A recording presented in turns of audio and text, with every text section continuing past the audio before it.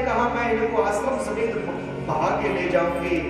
जाह्नव ऋषि ने फिर देखा गंगा अहंकार में आ गई है, तो जाह्नव ऋषि ने अपने योग शक्ति से गंगा को पी लिया।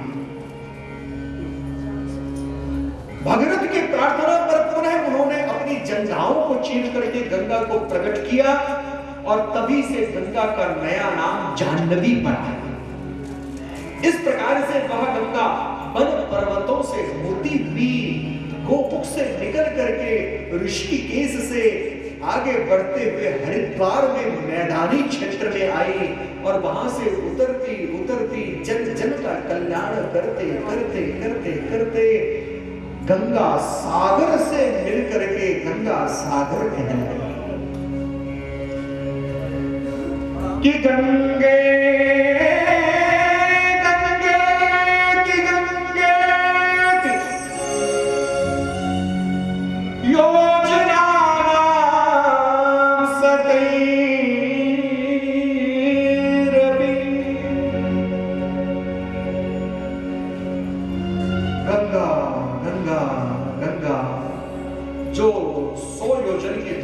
अर्थात 1200 किलोमीटर की दूर से भी गंगा गंगा उच्चारण करता है, उसको भी मोक्ष मिलता है। और जिसको गंगा का रज लग गया, गंगा किनारे की माटी जिसके अंग पे लग गया, हाँ, इसलिए अब यह गंगा जल जिसके मुख में बढ़ गया, क्या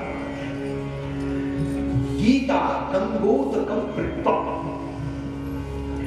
गीता गंगोद कम पित्वा पुनर्जन्म न विद्यते।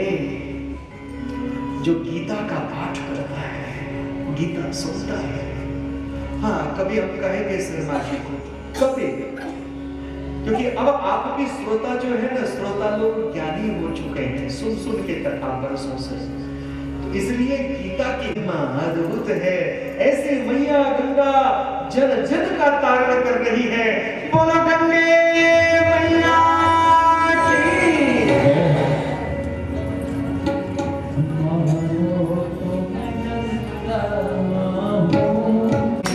जो स्वर्ग निधि धरती को,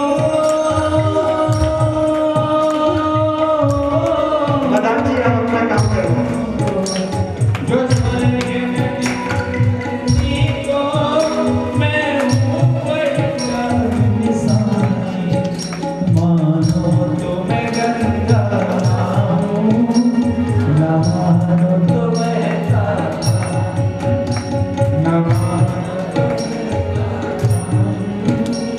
ना मानो तो बहता पानी, स्वर्ग नहीं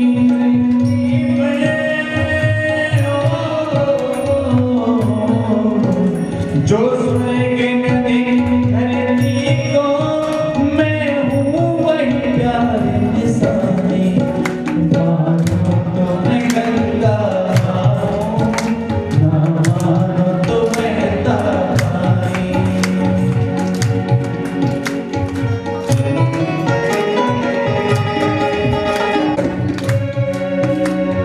युग युग से मैं बहती आई,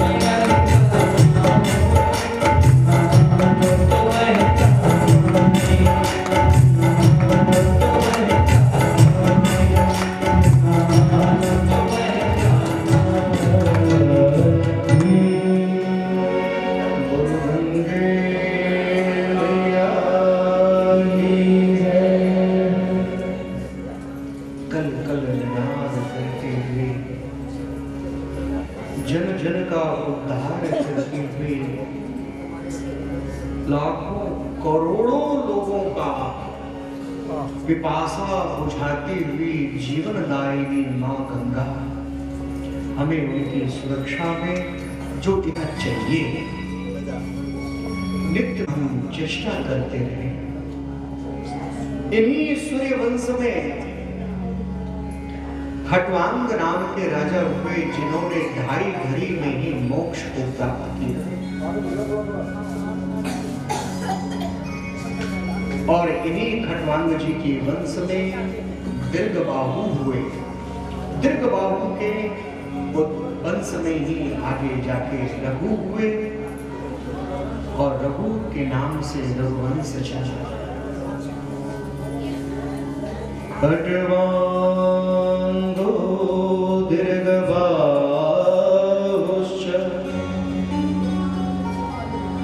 रघु तस्मात् पृथुश्रवा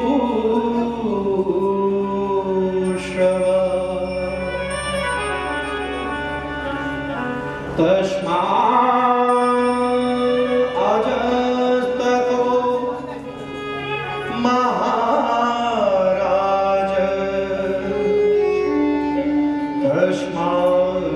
दशरथो भवेत्। उन्हीं रघु से अज हुए और अज के पुत्र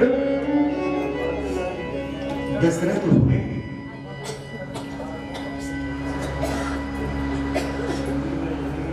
मैंने पहले भी प्रार्थना किया था कथा के बीच में कोई बातें न करें और कोई बड़भागी पुरुष या माता बहुत बड़भागी है जो ज्यादा विलंब से आई है तो कृपा करके पीछे ही बैठ जाएं।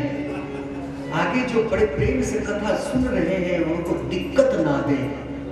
मैं प्रार्थना करूंगा पीछे बैठ जाए।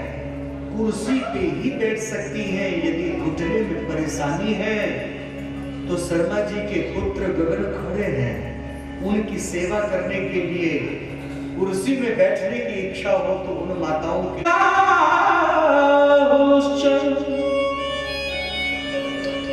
रघु तस्मात् पृथुश्रवा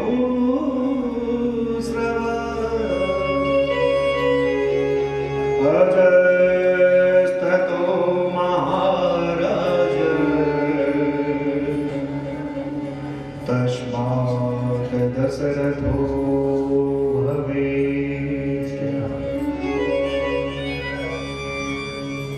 इन्हीं रघुवंश में महाराज रघु के आगे अज हुए और अज के पुत्र दशरथ हुए। 3 अवस्था बीत गया। कान के पास में केश श्वेत होने लगा। सोचने लगे क्या मुझसे ही सूर्यवंश का अंत हो जाएगा। बहुत समय तक ध्यान नहीं दिया। जब ध्यान आया तो गुरु की शरण में पहुंच गए। वशिष्ठ सब जानते थे, लेकिन जब तक सामने जिज्ञासा ना हो तब तक बोलना नहीं चाहिए। उस शब्द का अपमान होता है, उस शब्द की वैल्यू नहीं होगी अगर मुफ्त में किसी को सलाह देने लग जाते। इसीलिए सामने जो आया उसको पता है उसने कहां बैठना है, कहां क्या करना है। आप मत कहो कि इधर आ जाओ, यहाँ आ जाओ, यहाँ बैठो। वाह जी वाह। तो कहने का तात्पर्य, जिसको पता है कि बालूद्यान रोड पे गोविंद गली में पहुंचना है और जो यहां तक पहुंच गया उसको ये नहीं पता मुझे कहां बैठना है। क्यों अपने नंबर बना रहे हैं? अरे बोलो जय श्री कृष्ण। जय श्री कृष्ण। तो कहने का तात्पर्य 3 अवस्था बीत गया। गुरु के शरण में तब महाराज दशरथ पहुंचे। गुरुदेव के चरणों में प्रणाम किया। गुरुदेव, क्या मुझसे ही सूर्य वंश का सूर्य अस्त हो जाएगा, दीप बुझ जाएगा सूर्य वंश का? क्या इस घोर?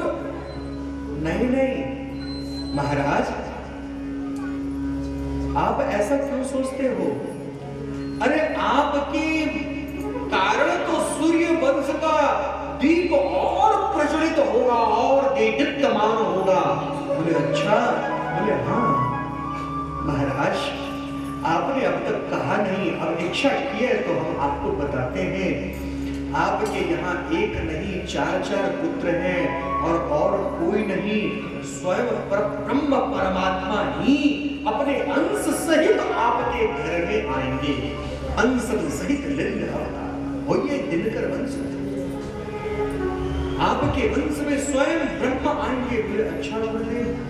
बोले हाँ गुरुदेव, कब? बोले प्रयत्न करो उसके लिए, आज्ञा करे गुरुदेव।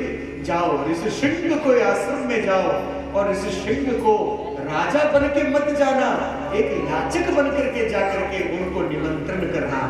उसी समय महाराज दशरथ ने अपना सब राजसी वस्त्र उतार करके नंगे पांव, रथ को त्याग करके नंगे पांव, पादुका भी नहीं पहना और ऋषिशृंग को निमंत्रण देने के लिए पुत्र कामेष्टि यज्ञ के लिए चल दिया।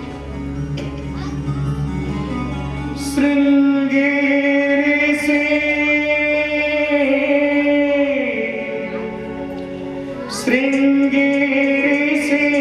वशिष्ठ बुलावा,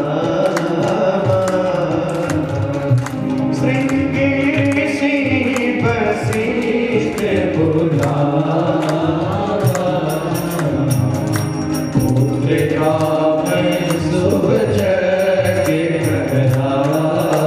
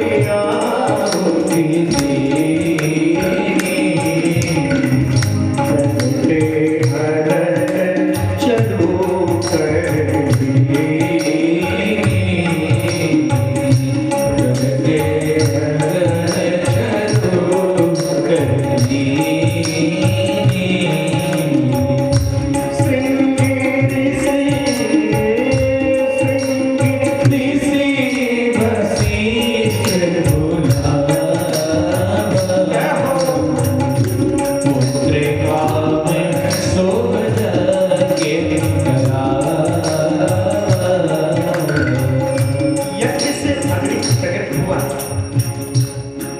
उस अग्नि में स्वयं अग्निदेव निकले, पायस दिया जिसे राजा ने अपनी रानियों को प्रदान किया। और उचित समय आने पर नौमी तिथि मधुमास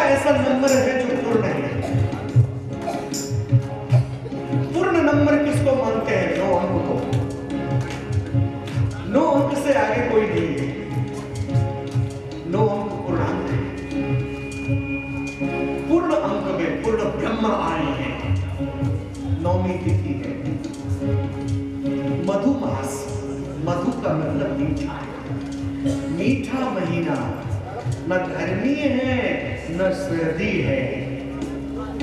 तो क्या सर्दी और गर्मी नहीं है इसलिए मीठा महीना हो गया? बोले नहीं, मीठा महीना इसलिए हुआ क्योंकि कृषि प्रधान हमारा देश है। घर का खलिहान अन्न से भरा हुआ है, चहुं ओर तृप्ति ही तृप्ति है। ब्रह्मा जी ने जिस संवत्सर को आरंभ किया जब से, उसी पवित्र काल में, उस पवित्र मास में, पुनीत महीने में, शुक्ल पक्ष में, अभिजीत नक्षत्र में, जो श्री नारायण को प्रिय है ये नक्षत्र, मनुष्यों के लिए एक विशेष नक्षत्र, 27 नक्षत्रों में से अलग एक विशेष काल अभिजीत नक्षत्र को भगवान ने उत्पन्न किया कि कभी कभार मनुष्य तिथि वगैरह ढूंढे, उसको तिथि ना मिले कुछ शुभ शुभ कर्म करने का, तो क्या करे? तो प्रत्येक दिन लगभग 11:20 के आसपास से आरंभ होता है और 12:20 तक के बीच में प्रत्येक दिन अभिजीत मुहूर्त होता है।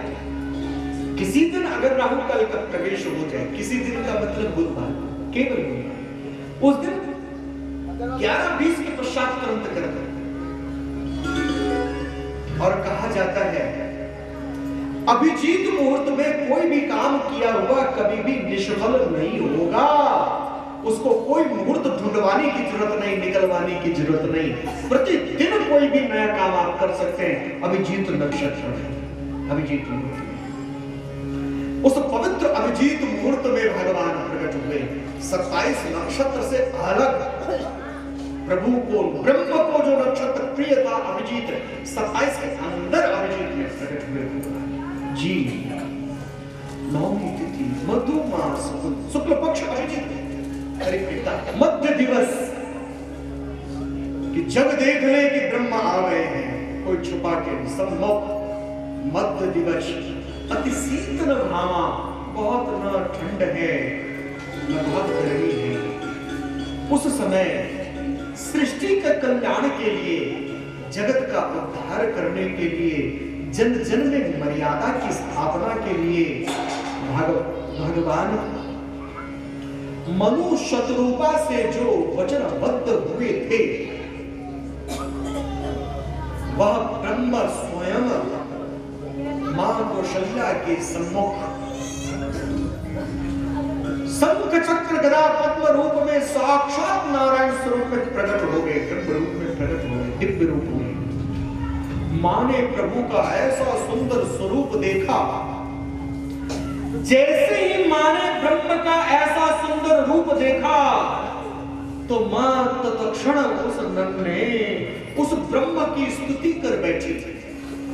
अनेकों प्रकार से स्तुति किया, प्रार्थना किया और अंत में मां ने कहा कि हे प्रभु, महाराज दशरथ के कल्याण के लिए, हे प्रभु, की जय शिशु लीला अति प्रिय सीता, यह सुख परम आनंद। हे अनंत भगवान, हे नारायण, आप बाल लीला करो, क्योंकि बाल लीला का सुख अद्भुत होता है। एक मां के पास साक्षात ब्रह्मपुत्र रूप में आ जाए मां के गोद में, इससे आनंद की क्या बात है। इसलिए हे प्रभु, कृपा करो हम पर, सुन बचन सुजाना, रोगन ठाना, कोई बालक सुन। ब्रह्म को मां कहने लगे, हे प्रभु कृपा करो। तो बोले ठीक है, क्या करूं माता, आप ही बताओ। छोटे हो जाओ। प्रभु छोटे हो गए चतुर्भुज रूप में। बोले ऐसे नहीं। बोले कैसे? बोले शंख चक्र हटा दो, शस्त्र हटा दो, हटा दिया। अब अपनी दो भुजा भी हटा दो, हटा दिया। मनुष्य की दो भुजा। बोले जी। बोले अब सुंदर बालक रूप धारण करो। आपका युवा रूप है, लेकिन इस रूप से भी सुंदर ब्रह्म का बाल रूप होता है ना, किलकारी मार्ग में दिव्य रूप धारण करो। तुरंत भगवान बाल रूप में परिणत हो गए। और जैसे बाल रूप में हुए तो कहने लगे, प्रभु मेरी गोद में आ जाओ ना। जो सकल सृष्टि का पालन करने वाले हैं वो ब्रह्मा मां की गोद में आए और मां अपने आप को खुद अनुभव करने लगी। और जैसे ही गोद में आए तो मां ने कहा कि प्रभु महाराज को भी खबर लग जाए, इसलिए जरा रोने लग जाओ ना। बोले मां मैं तो जगत को हंसाता हूँ, मैं जगत को हंसाता हूँ, आप मुझे रुलाना चाहती हो। बोले मनुष्यों का यही क्रम है। बोले क्या करूं मां? बोले आप जोर जोर से रो कि सुने वचन